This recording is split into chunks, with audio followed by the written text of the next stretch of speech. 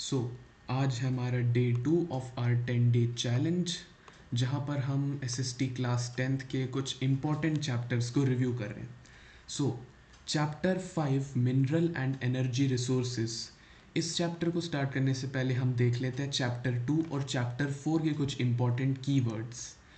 तो सबसे पहले chapter 2 is forest and wild life resources. तो इस चैप्टर में कुछ ऐसे टर्म्स हैं जो हमें याद रखने चाहिए।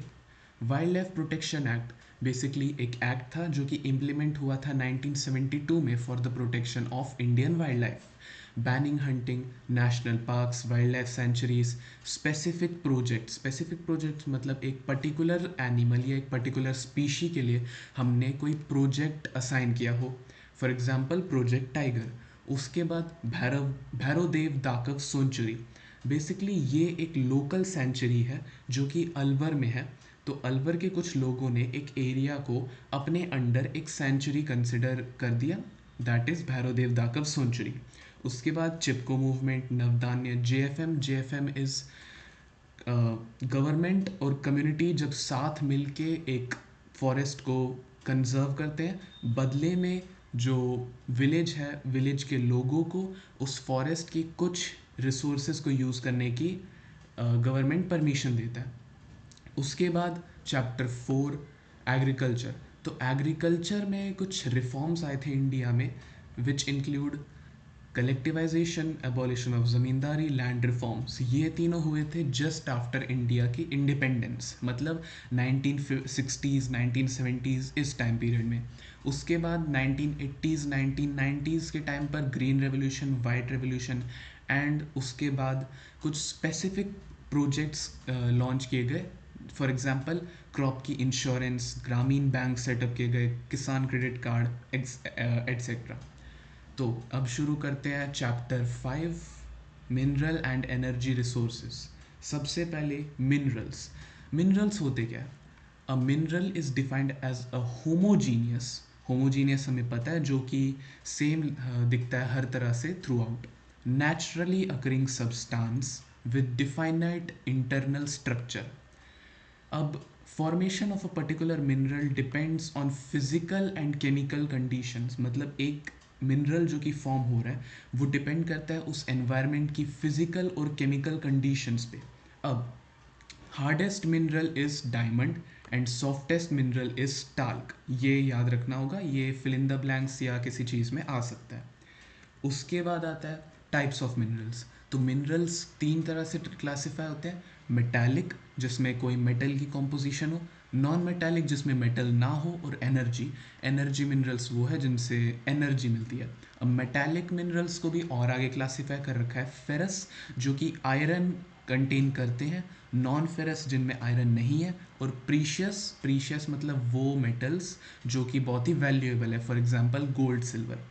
तो मेटालिक के example iron, copper. Non metallic के एग्जाम्पल हमारी एनसीईआरटी में सिर्फ 2 ही दे रखे हैं, माइका और लाइमस्टोन।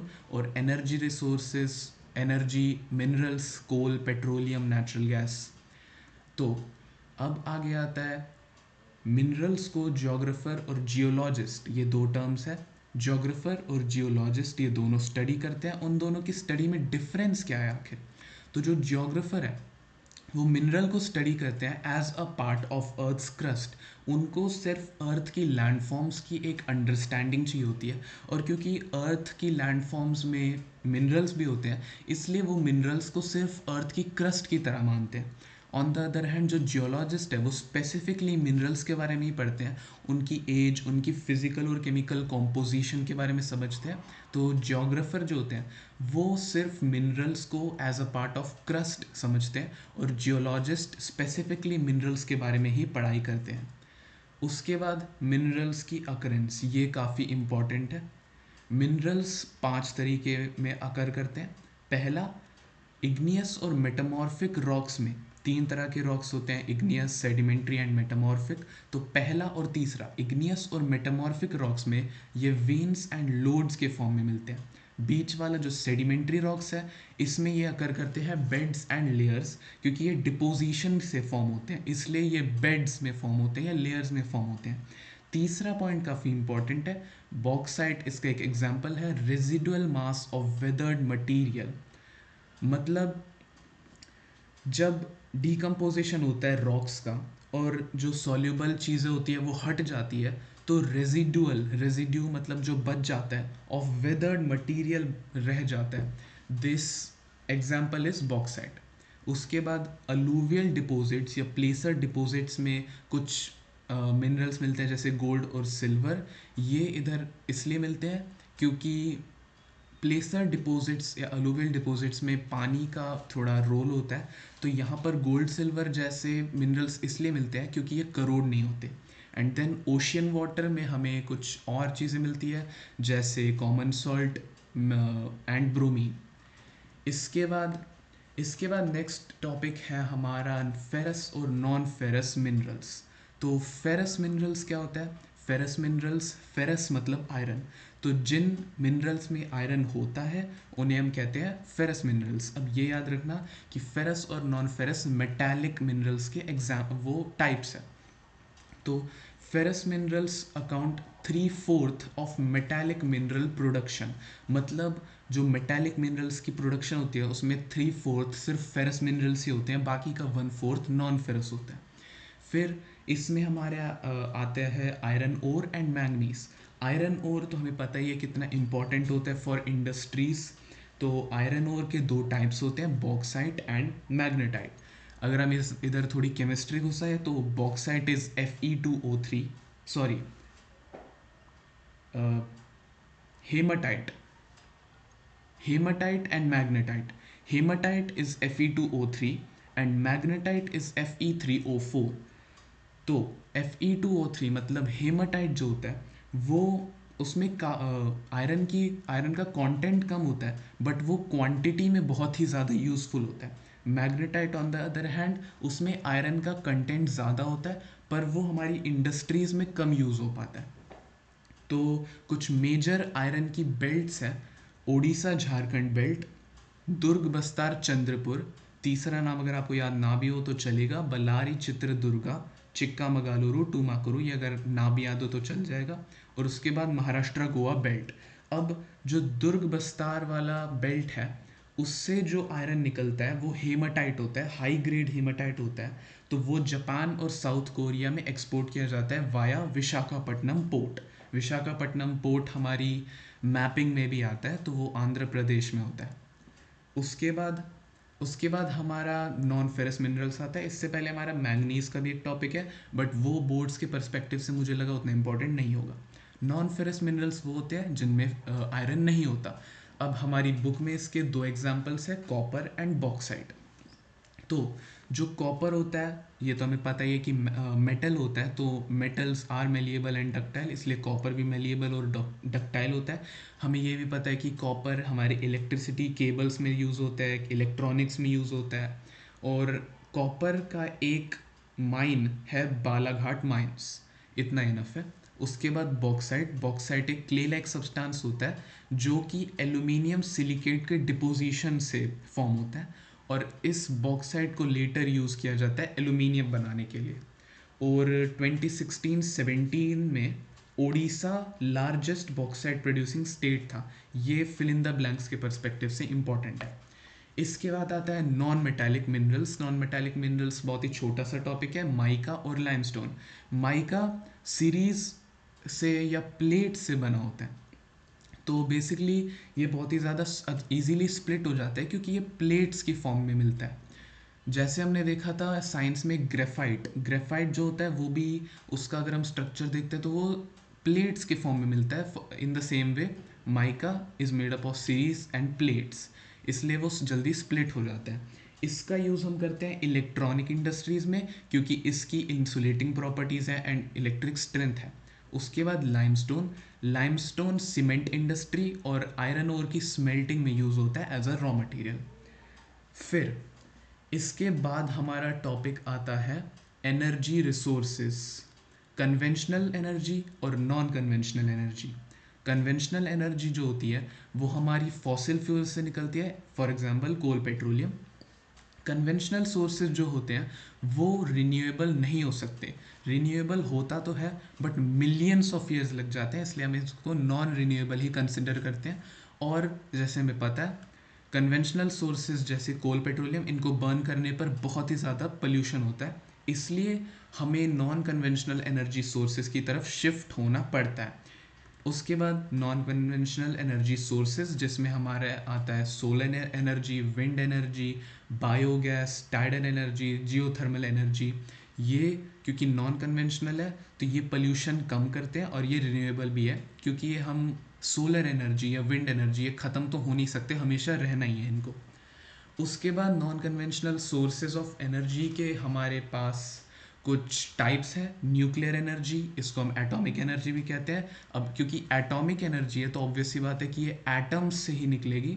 तो जब हम एटम्स के स्ट्रक्चर को चेंज करते हैं या ऑल्टर करते हैं, उससे हीट और एनर्जी निकलती है, और इसमें हम थोरियम जैसे एलिमेंट्स का यूज़ करते हैं। उसके बाद आता है सोलर एनर्जी। तो जो सोलर एनर्जी है उसमें हमारा एक पॉइंट आता है कि इंडिया एक ट्रॉपिकल कंट्री है, इसलिए ये सोलर एनर्जी को बहुत ही अच्छे तरीके से यूज़ कर सकता है। एक पॉइंट है जो अगेन एमसीक्यू के पर्सपेक्टिव से काफ़ी इंपॉर्टेंट है, फोटोवोल्टाइक टेक्नोलॉजी। ये डायरेक्टली सनलाइट को इलेक्ट्रिसिटी में कन्वर्ट कर देता है। तो अब जो सोलर एनर्जी है वो हमारी वुड पे डिपेंडेंस भी कम कर देती है, जिससे अगेन अब क्योंकि वुड पे डिपेंडेंसी कम हो रही है तो पोल्यूशन भी कम हो जाएगा। उसके बाद biogas, decomposition of organic matter such as cow dung yields biogas. It has higher thermal efficiency, मतलब ये ज़्यादा अच्छा बर्न होके हमें ज़्यादा एनर्जी प्रोवाइड कर सकता है in form of heat. Biogas is referred as the best use of cattle dung. और जो रूरल एरियाज़ है वहाँ पर बायोगैस के जो प्लांट्स हैं उन्हें गोबर गैस प्लांट भी कहते हैं, क्योंकि वो गोबर से बनता है। उसके बाद रिन्यूएबल एनर्जी की इम्पोर्टेंस तो पता ही है। रिन्यूएबल एनर्जी हमें ग्रीन हाउस गैस एमिशंस, हमें फॉसिल फ्यूल्स की डिपेंडेंस से बचाता है, जिससे सस्टेनेबल डेवलपमेंट हो पाती है। तो एनर्जी कंजम्पशन ट्रेंड। अब एनर्जी हमें पता है कि एक बेसिक रिक्वायरमेंट होती ही है फॉर नेशनल डेवलपमेंट। किसी भी जगह की डेवलपमेंट के लिए रिसोर्सेज तो बहुत ही ज़्यादा इंपॉर्टेंट है। तो ऐसा देखा गया है कि एनर्जी कंजम्पशन बहुत ही ज़्यादा हो रही है, इससे पल्यूशन भी ज़्यादा हो रहा है, इससे बहुत सारी प्रॉब्लम्स हो रही है। इसलिए हमें एफर्ट्स डालने पड़ेंगे to shift towards cleaner alternatives for a sustainable future. उसके बाद उसके बाद आता है कंजर्वेशन। तो अभी मैंने बताया every sector of the economy requires inputs of energy. As a result consumption of energy has been steadily rising. As a result, there is an urgent need to develop a sustainable path to conserve energy resources. Health hazards for miners. तो miners जो है वो बहुत ही ज़्यादा health risk face करते हैं। जैसे जब वो माइनिंग करते हैं तो काफ़ी डस्ट और हार्मफुल सब्सटेंसेस से उनका एक्सपोजर हो जाता है, जिससे रेस्पिरेटरी डिजीज़ हो जाती है। एडिशनली एक्सीडेंट्स भी हो सकते हैं, इसलिए हमें ऐसी चीज़ों का भी ध्यान रखना चाहिए।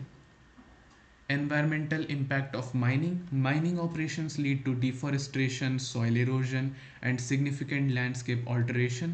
Chemical runoff can contaminate local water sources, impact जिसका पड़ता है aquatic ecosystem पर। तो that's it। ये था हमारा ज्योग्राफी का chapter 5 mineral and energy resources. एक बार इस चैप्टर को वापस से रिव्यू कर लेते हैं कि हमने इस चैप्टर में क्या क्या देखा। इस चैप्टर में हमने सबसे पहले देखा कि व्हाट इज़ अ मिनरल। तो एक मिनरल है एक homogeneous substance with a definite internal structure, hardest mineral diamond, softest mineral talc. फिर हम देखते हैं मिनरल्स के types, metallic, non metallic and energy minerals. उसके बाद हम देखते हैं मेटालिक मिनरल्स के फर्दर टाइप्स। जोग्राफर्स जो होते हैं वो अर्थ की क्रस्ट के लिए मिनरल स्टडी करते हैं, जियोलॉजिस्ट मिनरल्स को स्पेसिफिकली स्टडी करते हैं। उसके बाद occurrence of minerals, veins and loads, igneous और मेटामॉर्फिक रॉक्स में। सेडिमेंट्री रॉक्स क्योंकि डिपोजिशन से फॉर्म होता है इसलिए वो बेड्स में फॉर्म दिखता है। Residual mass of weathered material में बॉक्साइट मिलता है। प्लेसर डिपॉजिट्स में वैसे मिनरल्स मिलते हैं जो कि करोड़ नहीं होते, for example gold, silver. Ocean water में हमें कॉमन सॉल्ट मिलता है, ब्रोमीन मिलता है, और भी काफ़ी चीज़ें मिलती है। उसके बाद अब हम देखते हैं फेरस और नॉन फेरस। फेरस वो होते हैं जिनमें आयरन होता है, और नॉन फेरस वो होता है जिसमें आयरन नहीं होता। आयरन ओर की बेल्ट्स 4 दे रखी है। जो दुर्ग, बस्तार, चंद्रपुर वाली बेल्ट है वहाँ से आयरन जापान और कोरिया जाता है। नॉन फेरस जिसमें आयरन नहीं होता है, इसमें होता है कॉपर और बॉक्साइट।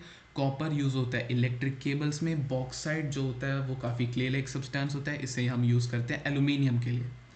फिर non metallic mica is made up of series and plates, it splits easily, it has dielectric strength and insulating properties, इसलिए इसको इलेक्ट्रिक और इलेक्ट्रॉनिक इंडस्ट्रीज में हम यूज़ करते हैं। Limestone is a raw material for cement industry and for smelting iron ore. फिर हम देखते हैं एनर्जी सोर्सेज, कन्वेंशनल और नॉन कन्वेंशनल। कन्वेंशनल सोर्सेज वो होते हैं जो कि नॉन रिन्यूएबल होते हैं, जो कि पोल्यूशन कॉज करते हैं। इनमें आते हैं हमारे coal, petroleum, fossil fuels. Non conventional on the other hand, इनमें डिफरेंस आ सकता है। नॉन कन्वेंशनल एकदम अपोजिट होता है, जहाँ पर कन्वेंशनल नॉन रिन्यूएबल होता है वहीं पर नॉन कन्वेंशनल रिन्यूएबल होता है। ये पोल्यूशन कॉज नहीं करते हैं, और इसमें भी हम एग्जांपल्स लिख सकते हैं, सोलर, विंड, टाइडल एक्सेट्रा। तो न्यूक्लियर एनर्जी जो कि एटम्स से निकलती है, सोलर एनर्जी जो ऑफ कोर्स सोलर जो सन से मिलती है, और इंडिया क्योंकि एक ट्रॉपिकल कंट्री है इसलिए ये सोलर एनर्जी का यूज़ भी कर सकता है। इसके बाद हमारे पास आता है विंड एनर्जी। तो विंड एनर्जी इंडिया में देखा जाता है 2 जगहों पर, जैसलमेर और नागरकोइल। उसके बाद आता है biogas, decomposition of organic matter से मिलता है। इसकी काफ़ी अच्छी थर्मल एफिशिएंसी है, और ये बहुत ही अच्छा यूज़ है ऑफ कैटल डंग। उसके बाद टाइडल एनर्जी और जियोथर्मल एनर्जी भी है। टाइडल एनर्जी बेसिकली तब होता है जब हाई टाइड होती है, तो वाटर डैम्स के इनलेट में जाता है और वहाँ पर उसे ट्रैप कर देते हैं। इस वाटर को बाद में इलेक्ट्रिसिटी बनाने के लिए यूज़ होता है। जियोथर्मल एनर्जी, जियोथर्मल एनर्जी से हमें नाम से ही समझ आ रहा है, जियो मतलब अर्थ से कुछ रिलेटेड होगा, और थर्मल मतलब हीट से कुछ रिलेटेड होगा। तो geothermal energy refers to the heat produced use करके, हीट ऑफ अर्थ मतलब अर्थ के इंटीरियर को यूज़ करके जब हम हीट और इलेक्ट्रिसिटी प्रोड्यूस करते हैं उसे कहते हैं जियोथर्मल एनर्जी। इंडिया में 2 एक्सपेरिमेंटल प्रोजेक्ट्स हैं, पार्वती वैली और Puga valley. Parvati valley is in Himachal Pradesh, Puga valley is in Ladakh. उसके बाद हम देखते हैं conservation of energy resources. Conservation of energy resources काफ़ी इंपॉर्टेंट है, क्योंकि एनर्जी एक बेसिक रिक्वायरमेंट होती है डेवलपमेंट के लिए। उसके बाद हम देखते हैं एनर्जी को कैसे कंजर्व किया जाता है। उसके बाद हम देखते हैं माइनिंग के हैज़ार्ड्स और कैसे हम उनको बचा सकते हैं। That's it. ज्योग्राफी का chapter 5 mineral and energy resources स्वाहा हो चुका है। Next chapter would be chapter 6 manufacturing industries. Till then, जय भारत।